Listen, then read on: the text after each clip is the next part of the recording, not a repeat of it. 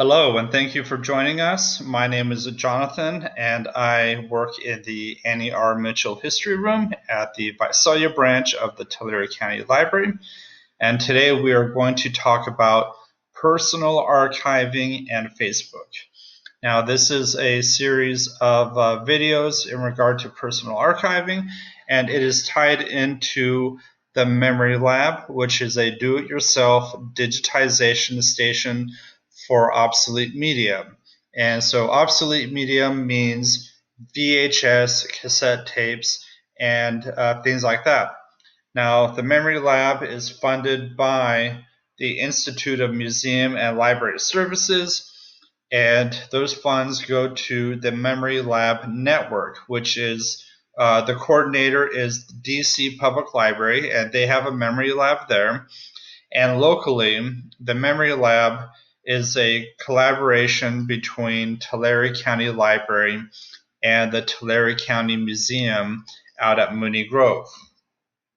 So today we're going to talk about personal archiving in regards to Facebook. Facebook is, of course, a very popular service where you can share your thoughts, ideas, photos, videos. And so we're going to talk about what are the expectations in regard to what Facebook does with your stuff, such as videos and photos, and what you can do to ensure that your personal memories are able to exist for a long time, even if something happens to Facebook or you decide to leave. So we're going to talk about that today. So let's move on.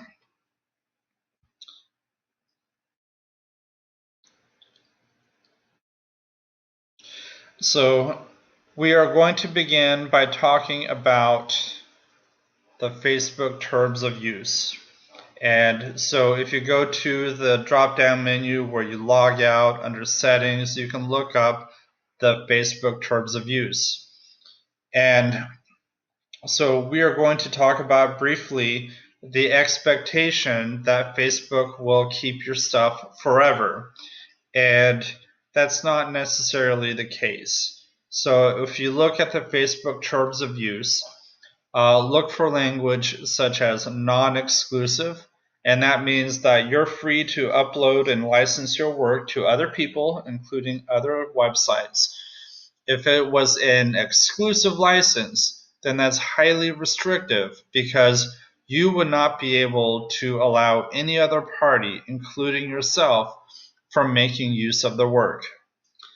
Next one is royalty free. And this means that the service provider, in this case Facebook, does not need to pay you for the right to use your work, even if the service provider uses your content commercially. If the license is not exclusive, you're free to license your work to others and to ask them to pay for the usage. And then next is sub-licensable. This means that the licensing party can grant rights of use to other parties. And a lot of social media websites use this because otherwise the users would not be able to share your content with other users or repost it. So the expectation is that Facebook will keep your stuff around forever, and that's not necessarily the case. And if you there's nothing indicating that they are going to be able to ensure that your content will exist on Facebook forever. So we are going to talk about what do you do with that stuff. And there are many cases where there are services that have quit operating, or they've had a catastrophic failure and they've lost all their data. This happened to MySpace a couple of years ago. They had a huge chunk of time. They were trying to back up all their data, and it failed. So they were upgrading their equipment. They didn't have a backup, and they lost about I want to say a number of years. We're talking 5+ years of data. and all of that is just gone. And that's a huge blow to our cultural memories. So it's always a good idea, if you want to keep your stuff, that that you have copies on hand. And we'll get to that later on.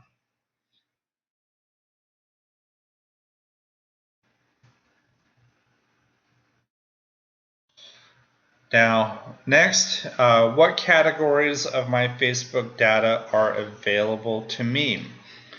And so this is right from the Facebook's help page. And so it says that the categories of Facebook data that are available to you either in your activity log or your downloaded data, or in both places. And they will provide a short explanation of what each data category is and where you can find it. Now, this is the important part. We store different categories of data for different time periods, so you may not find all of your data since you joined Facebook. You will not find information or content that you have deleted because it is deleted from the servers. And then next, your Facebook data is available to you by logging into your account. And also note that the categories of data that we receive, collect, and save may change over time. When this happens, this list will be updated. So essentially, if you have deleted data on Facebook, they don't store it. So you don't expect Facebook to have a backup, because if you deleted it, then it's gone. Or let's say there's a photo that you were tagged in, and it's not your copy, but someone else's copy, and they delete that photo. You no longer have access. So a good idea is to be able to download your data periodically so that you have copies. Now we're going to show you how to download your archive. And so if you're going to download your data from Facebook, you go to your settings, and then you look under your Facebook information, and then it will give you an option to download your information. And generally, this process, once you authorize downloading your information, then what they will do is that Facebook will start the process, and then a short time after you authorize the procedure, you'll get an email saying that you can download a copy. And so if you want to do this, this is how you do it. Be aware that Facebook does change their settings, their layout periodically. So this is current right now of how to get to downloading your data. But let's say they do an update and they change things around, then you're going to have to figure out where that is. But if you do want to download your archive, I would definitely, this is how you do it right now in 2020.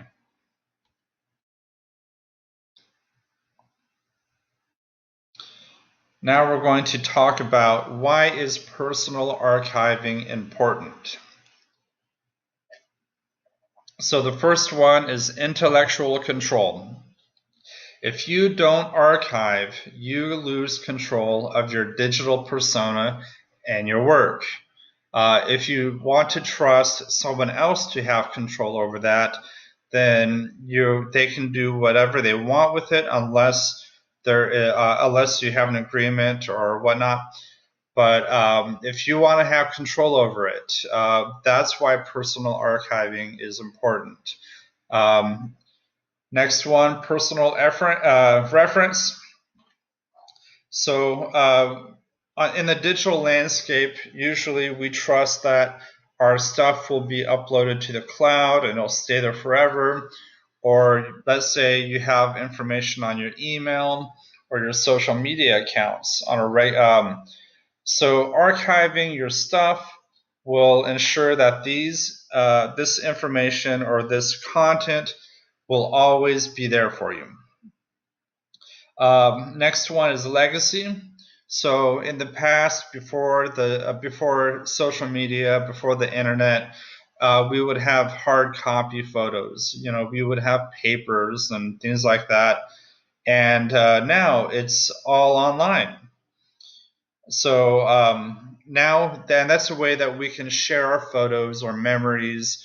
And so our personal archiving, and especially if you download your copy of your data from Facebook, it allows you to control the accessibility and the sharing of your photos, so it's always available to people you want to share it with. And the next one is a cultural record. So as an archivist, my concern is that there's something left of our cultural record. And you may not think that people would care about your vacation photos or your Facebook photo albums, but you would be surprised that in the future people would be interested in viewing this content. So personal archiving helps with the cultural record. So when you have your archives, your content, what do you do with it? And in archives, we have this thing called the 3-2-1 rule. And in this case, I joke that redundancy is your friend. And in this case, it really is. Because if you have your copies of your Facebook data, I would recommend, and a lot of archivists recommend, using the 3-2-1 rule. And doing this means that you have 3 copies, and you have at least 2 of them on 2 different types of media, and then keep 1 copy in a different location from where you live. So let's say you have 1 copy on an external hard drive. Then you would need to have a different type of media with another copy, and then you have another copy in a different location. And maybe you have a friend or a family member, and you say, hey, can you hang on to this? And this is because if something catastrophic happens or if there's a disaster, you have another copy somewhere else. And also, in addition, we recommend that you do a quality check on your copies periodically, usually about once a year, just to make sure that the files are good and they have not succumbed to corruption or bit rot. So now we're going to talk about challenges. So there are 4 main challenges to archiving digital material. The first one is accumulation. So we can capture and produce digital things more easily than physical. So it piles up, and we wait for something like our computer crashing to get rid of it for all of us. And so really, it's a process where we have to look at the stuff you start accumulating. And it is true that something like a computer crashing will take care of the job for us. But then you lose content that you want to keep. So we have to be aware of how much digital stuff we're producing. I'm not saying stop producing, stop taking digital photos, but just be aware that personal archiving will help you organize all that stuff. Next one is distribution. So with your stuff, usually it'll exist on a lot of different places. So for me personally, I have a computer, I have a smartphone, and then I have an external hard drive, and then I have like some USB drives just floating around. So if you have more stuff in more places, in my case, I probably have stuff spread out over, 9 or 10 different spots, and they're not all the same, then it's hard to manage that, and it's hard to steward all that information. Next one is curation, and this basically means what you choose to save. And this goes back to the accumulation issue. People aren't choosing very much, they're just creating. So if you're just producing photos and photos and videos and you're not practicing curation, then you're going to have a lot of content, and it's just going to pile up and pile up. And then finally, long-term access. So if you take a digital photo now, will it be around in 5 years? Or what about 10? We have to think about what is it saved on? How do you access it? Will that technology or that access to technology be available in the future? And so I do want to, and technology changes all the time. If you remember zip disks, those were a huge storage medium for a couple of years, about 20 years ago. And now trying to find a piece of equipment that will read it is becoming more and more difficult. And so really you have to think about how are you going to access this in the future. So really with personal archiving, it's you're able, if you can find a solution now for a new format that comes out, definitely look into transitioning your content. That way it'll be around still.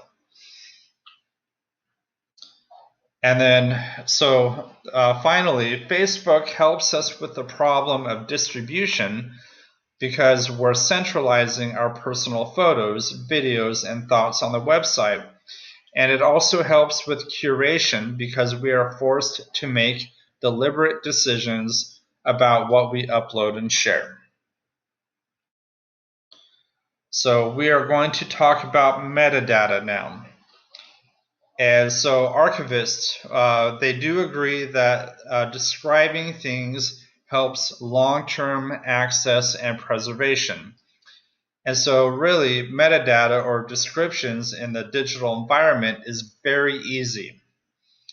When you take a picture with a camera or your smartphone, information gets automatically attached to that file, to that item. Things such as GPS information, what piece of equipment took that photo, and so all of the date, pixel size. This is all information that is very helpful for the future. And so all this information gets embedded automatically. So you just have to make sure that your settings are correct and enabled. And information you add is also important. So maybe there's something that is missing inside the metadata, and you could add that. And you can usually access the metadata through, I know on Windows, you right click and you look up, you can look up properties. And so if you can get to the properties of the item, you can find out all the metadata that is on there.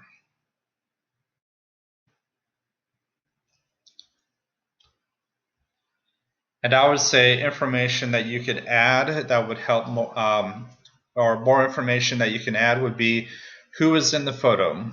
So that would be the big one, because in the future someone will look at the photo and say, I don't know who this is. But if you have something to identify them, that would be a big help.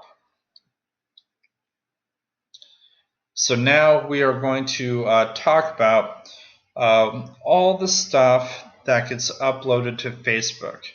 And so these are some tips on how do you be an archivist, how do you curate your information, how do you steward this information for the future. So there's a lot to look at, but we're going to look at 4 parts of your profile and that you would find most valuable from an archival perspective.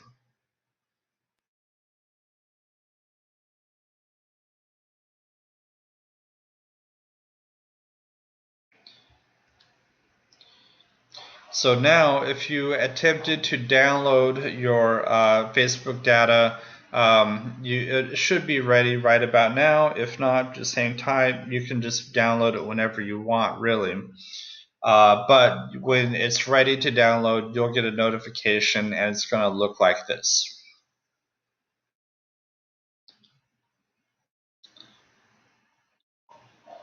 So now these are the four categories that I had mentioned not too long ago. Photos, videos, your wall, and messages. And so we're going to talk about what Facebook saves and what Facebook doesn't save. And we're going to talk about a little bit about the pros and cons. And so if you look at your data, you're going to find out that things like for photos, the photo is not the original photo you uploaded. It's compressed. So it's a lesser quality than what you originally uploaded. And Facebook does this because it's a way to save money. They save comments and dates. They save the album name, and then they also save the EXIF information, which is essentially some metadata. For video, what they don't save for photos is the original file name. Any tags that you put on Facebook is gone. Description is gone. Dates, they don't save any of that. Um, but I would recommend that if you're going to download your data, and if you do look, they do save comments. Definitely comment on your own photo with like a description, so that way when you download it, it's there. Otherwise, you're going to have a photo, and unless you have access to the original, then you're going to have trouble identifying things like when was it taken, who's in the photo, things like that. A lot of that content that you added to that photo is gone.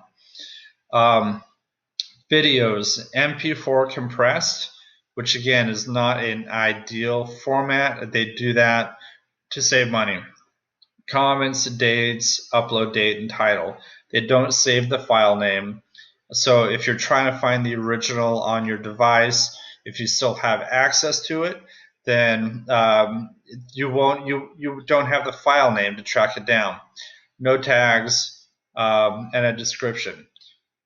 For your wall, this is where it will download some posts, dates of posts, and the poster's name, but things like images, video, links, what you write on other people's walls, and status updates, they don't save. So that's a huge part of the culture of the stuff you put on there. A lot of the personal interactions is they don't save it. Messages, dates, you get the message text, no images, and the messenger's name. And then they don't save some names and messages, and they will replace them with a Facebook email. Maybe it's a privacy issue, really. So some names won't show up. And so there's a lot that they don't save. And if you think that you're just going to download it in 2-3 years and you're going to know what those photos and what's in the photos, and it's going to be the exact same that what you put on Facebook, it's sorely lacking.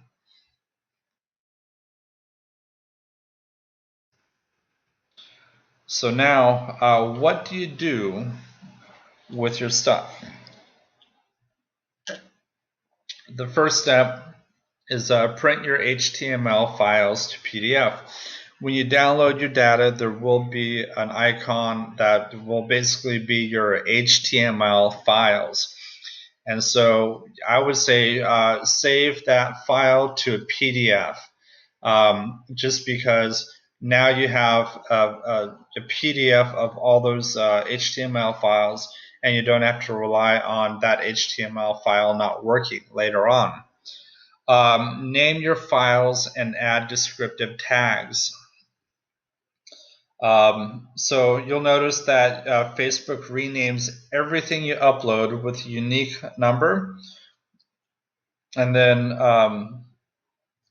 You'll need to add tags. You will need to rename your files, and you'll need to assign dates and keywords and things like that. Hashtags, you'll have to add that stuff all again.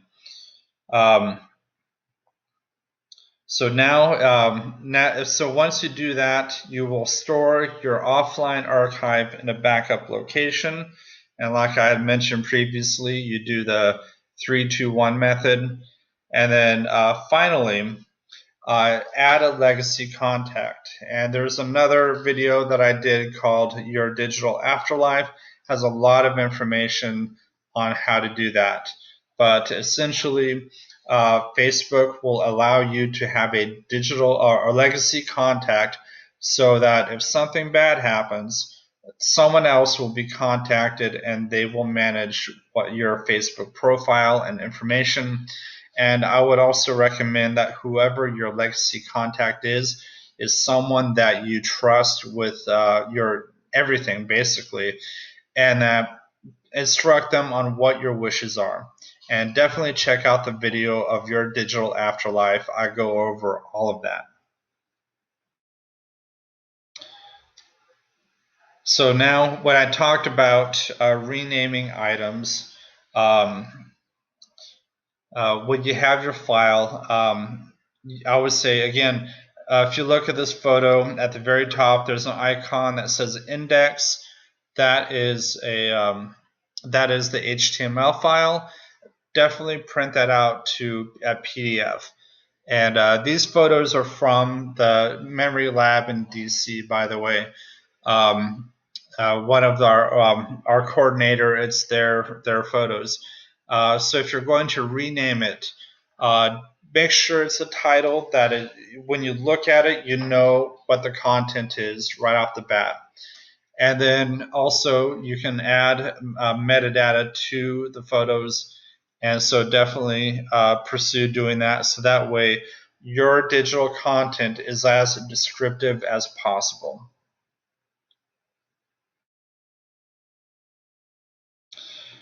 Now, in regard to the future, what can you do?